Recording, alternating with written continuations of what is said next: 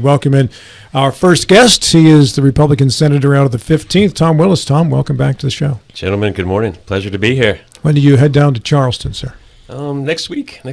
Trying to button down the hatches, leave the business and the family in a good position. So kind of like my friend Mike over here.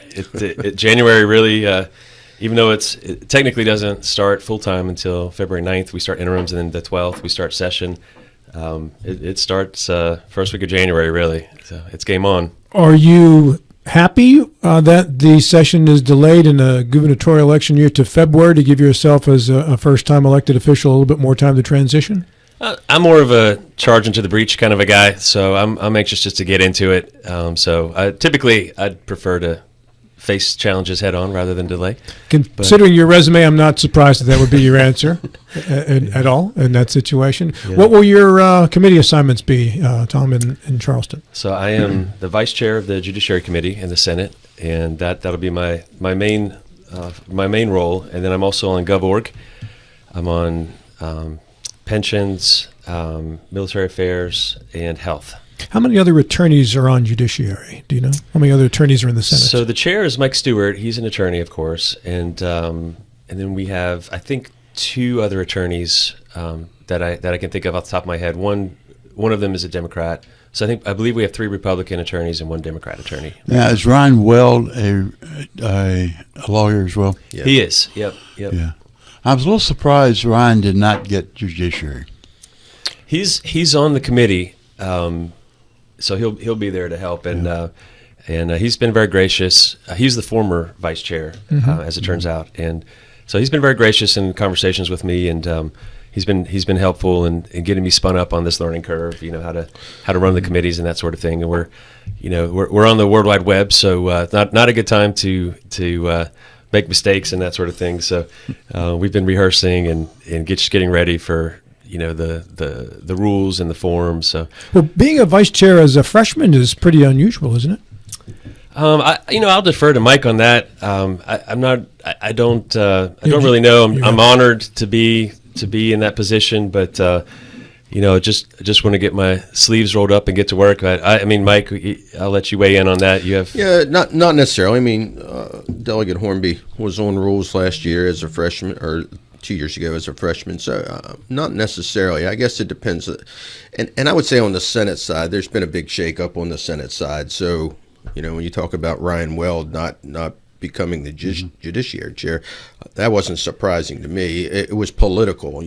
Ryan backed the wrong horse going into that, and it's politics. There are consequences when those types of things happen. So I wasn't surprised at all. No, Ryan does a great job over there, and he's just a gracious man. So I'm not surprised that he's helping you along and trying to work with everybody to get things going. But it wasn't surprising. You mentioned backing of the wrong horse, and that makes Jason Barrett being the finance chair even more impressive, considering he also backed the wrong horse. Again, politics. I mean, you gotta know how to maneuver through the hallways, and Jason does a great job at that. Yeah, I still say it's incredibly impressive to walk in your first day and be a vice chair of a committee. I think that's highly unusual.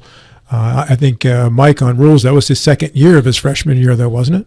He didn't walk in as a vice chair of rules his first day. No, not as vice chair. No, but this dude's walking in as the first day on the job. Well, it's a little more common on the Senate side because there's only 34 of them, and you still have all these committees. So a lot of times, you'll have somebody with maybe a little bit of experience that gets the chair, and with less experience gets the vice chair. I tried to give you a bit more build-up, but I got none of it. Mike's keeping me humble over here. So. I'm going to backtrack a little bit because that's not necessarily the case in Judish. Judish and Finance are usually those two big committees where they want as much experience as possible in those two. So it is impressive to see a first-termer, a freshman, get vice chair of Judish. I feel a little bit. I think I won. I feel better about myself now. Yeah. So. But going back to Weld quickly, and Weld ran against Mike Stewart for AG.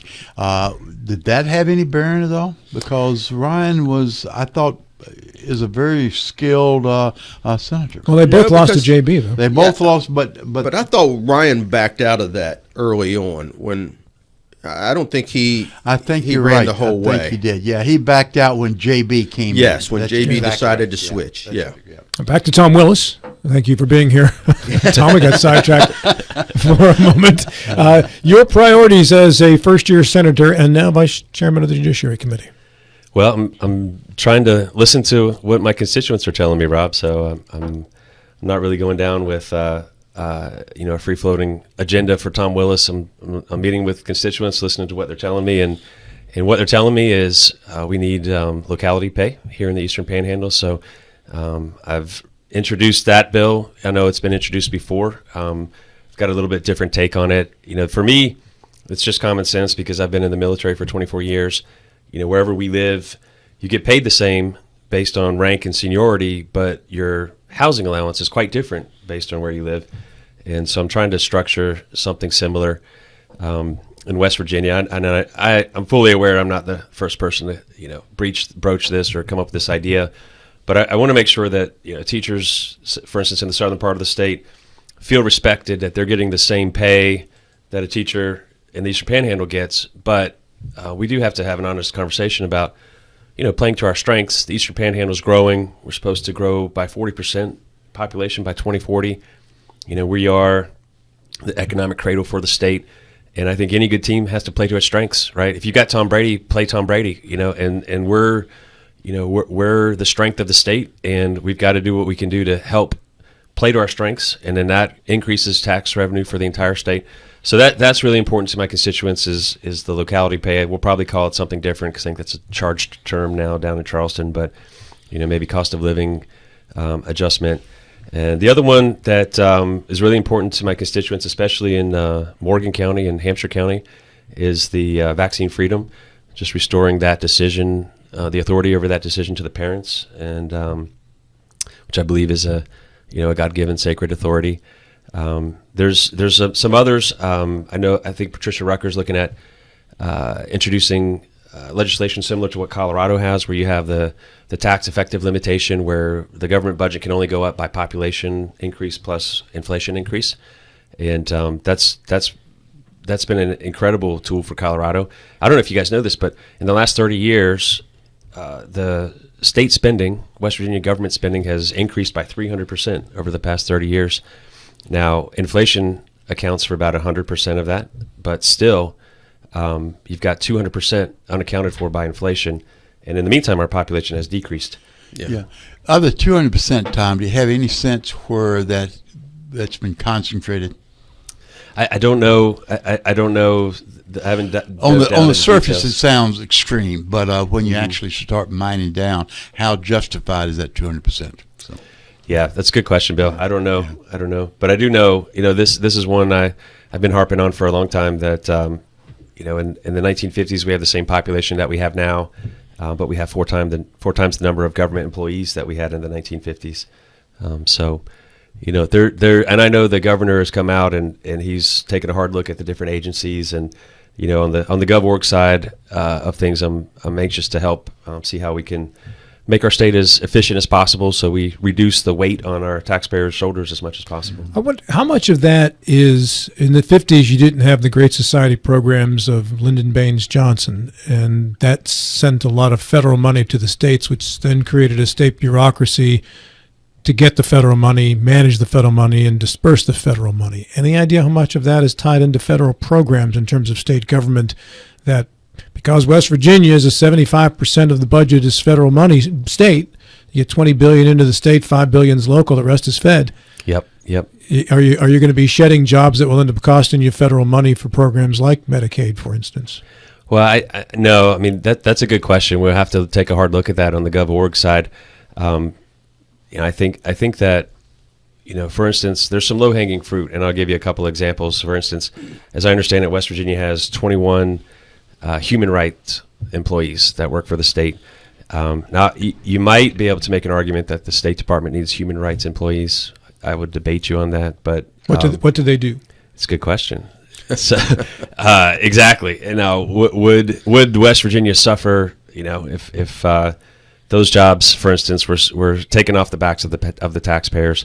North Carolina slashed their DEI programs at their universities, and they saved $17 million off the budget, off the top.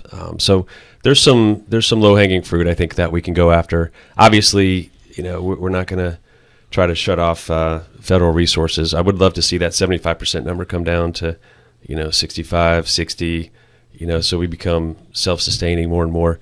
And I think that's one of our goals as legislators, enact good policies so that starts to happen. We keep moving in that direction. Yeah, I would think that 200%, a lot of that is the Medicaid expansion, and people, and I have seen firsthand that the state tries to chase federal dollars. If there's a 3-to-1 match somewhere, then we want to put as much state dollars to it and grab as much of that federal funding as possible. Not always needed.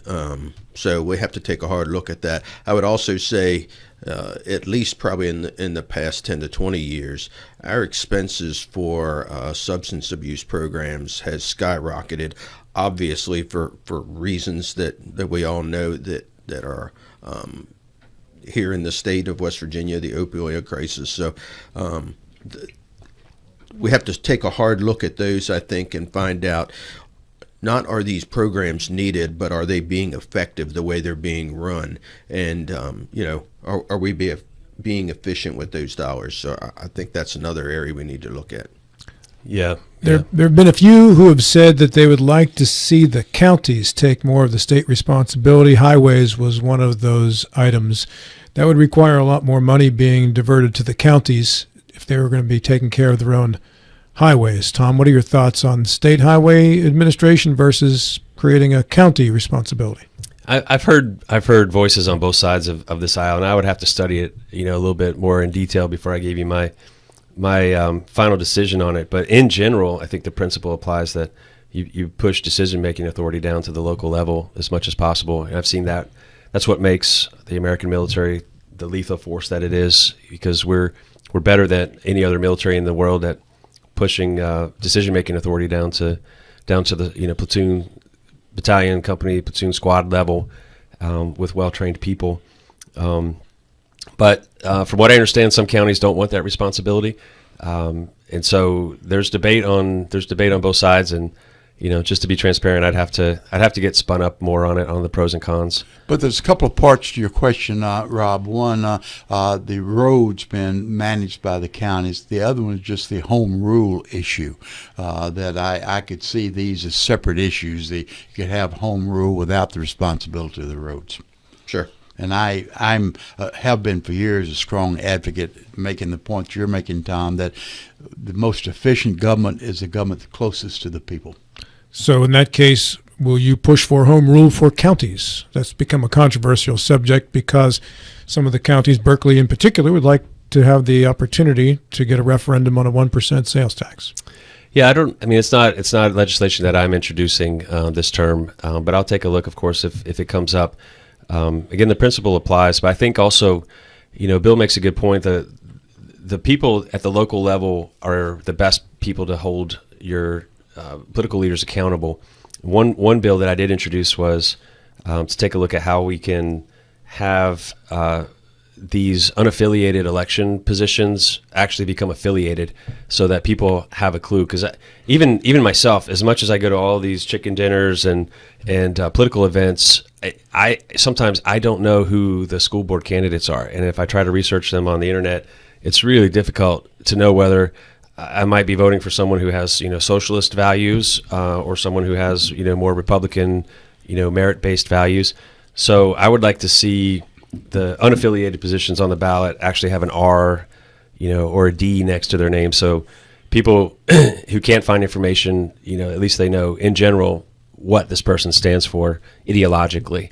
And you'd extend that to the judicial as well? I would, yes.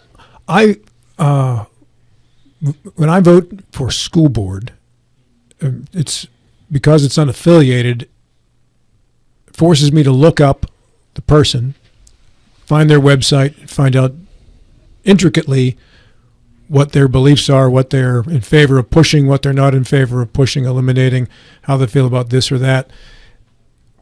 The easy way, I think, on those is if you put an R beside them, people go, well, I'm just going to vote for the R, and you really don't know what kind of an R you're voting for. There's a lot of different R's now because there aren't many D's. there's now about 4 flavors of R's that you have, whereas about 20 years ago there was pretty much one R. So I would caution on just returning that to being a partisan election, just because the lazy thing to do is to see an R and vote for it. Well, the counter to that, though, Rob, is I mean, you're an anomaly in that how many people are going to take the time to research school board candidates. I mean, I would say probably less than 0.025% of the population. Yeah. And I did try to do that, and some of them didn't have websites. And I literally could not find anything. Same on some of the judicial candidates.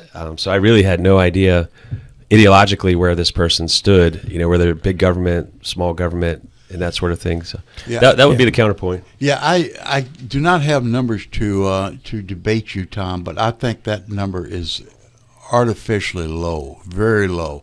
Just the number of people that listen to this show and the exposure that the non-affiliate candidates get on this show would heighten that percentage a great deal. Well, I mean, the counter to that would be he is an attorney, Bill. He is, yeah. I mean, and a good attorney. So. I'm not trying to get feisty here, but I mean, this show was not in my favor during my primary, but my victory was overwhelming. So I wouldn't overestimate the influence. That's all I'm going to say. So say that again. I would say this show was not in my camp during my primary, but I still won by a large majority. So just I wouldn't overestimate the reach. I'm surprised you're saying it's not in your camp. I don't think it's necessarily on either side. I thought it was fairly, the times that I was here, it was fairly objective.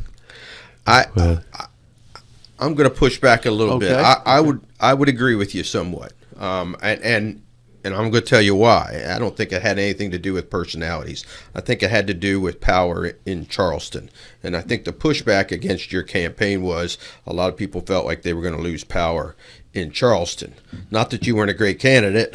I think you were, and I think you'll be a great senator. I think some people were worried about losing the kind of power the Eastern Panhandle had in Charleston at the time. And I'm going to push back. Sure, absolutely. Yeah, it's a pushback morning. Yeah, that may have been the audience listening. Some were looking for power, but I don't think that argument was espoused from this table or these microphones. Was it?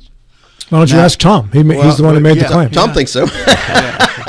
Well, I would tell you that. I think the Republican Party, certainly in Berkeley County, it was common discourse that that the show was not aligned with my campaign, and that was fine, and I understood why, because of the access, But to go back to Mike's point, I'm really focused on listening to my constituents, and and if you have someone that's listening to your constituents, which I am doing to the best of my ability, and I plan to continue to do, then I would say that your region, your constituents actually have a greater voice down in Charleston than if someone's not listening. So that's what I'm going to try to do moving forward, and make sure they're heard. And I'm glad to hear that, because I would say that's one of the things that gets lost sometimes when we as legislators go to Charleston is we sort of forget where we're from, and that we have to take care of our constituents, and that they have certain expectations. And I think Craig may have lost some of that as well. That eventually it's these guys back here and gals that elect us, and we have to know what their desires are and what they want to happen. So I'm glad to hear that. I want to reinterpret what Bill was saying, because I do speak fluent Stubblefieldese.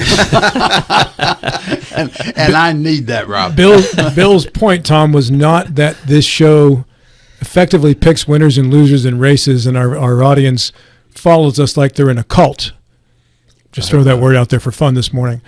I think his point was that the candidates get heard, and we don't turn a candidate down for coming on the show. Now, how you feel that the conversation was steered is clearly up to your own interpretation. I don't mean you specifically, although in this case I do. But in general, candidates, I've had candidates call me and tell me that was a fair interview. I've had candidates call and tell me that was the most unfair interview ever. I'm never coming back on your show. And in most cases, I have been completely surprised by the reaction but not shocked, just because everybody interprets a question the way they want to interpret it.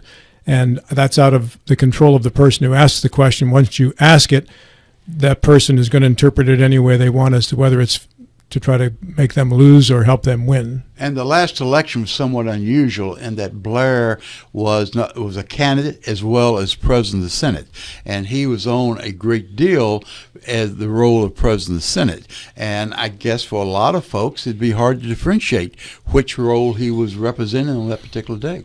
Yes, yeah, and that's part of it too. And I went through the same thing with Kevin Knowles. As I don't want to open up that can of worms again. Too. 2 minutes left here, Tom. Is there another priority that we didn't get to cover there when you head to Charleston? Yeah, I just a couple personal liberty items. I want to support. I've got friends that are putting in legislation to stop the red flag laws. The confiscation without some sort of due process, where someone can make a complaint and then the police show up and seize your guns. I have constituents that are very hot about DNR. Officers coming on their land, frankly, with a very arrogant attitude and saying you can't do anything about it. I have a right to be here. So I want to work on curtailing this open fields doctrine, so you can't violate people's privacy on their property, not just in their home, but also on their property. Overall, everybody I talk to, overall, most of our problems can be solved if we have a good education system and an open and free economic system. And so those are the two macro goals that I'm moving forward to. And I don't care who gets the credit, but on judiciary, I'm going to push bills that accomplish those two goals because those solve a lot of problems. And then lastly, I think we've got to step up as leaders also in the community outside our legislative function and deal with some of the root issues, the destruction of the family, the attack on manhood. That may be a different show, but I think we have to be leaders in general, not just legislators. Sounds like you've been talking to Pat McGean a little bit. I haven't talked to Pat in a couple of weeks, but I'm going to take a note to talk to him about it now.